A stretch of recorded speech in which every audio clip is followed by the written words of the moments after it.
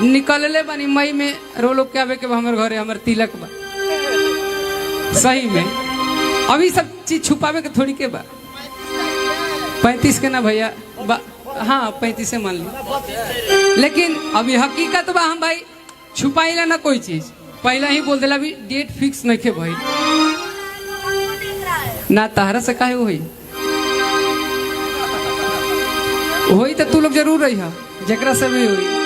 हम कैमरा वाला ना कनिए भैया, बहुत मांगे ले लोग, तू लोग आ जाए तो हमारे ऐसी हो जाई और जकरा से हुई सरप्राइज रही।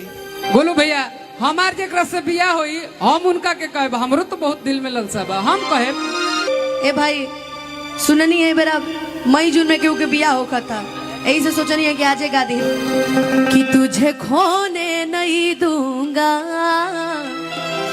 कि तुझे खोने नहीं दूंगा, जब तक मैं जिंदा हूँ तुझे कुछ होने नहीं दूंगा, कि जब तक मैं जिंदा हूँ कुछ होने नहीं दूंगा, कि तुझे खोने नहीं दूंगा, कि तुझे खोने नहीं दूंगा, जब तक मैं जिंदा हूँ तुझे कुछ होने नहीं दूंगा।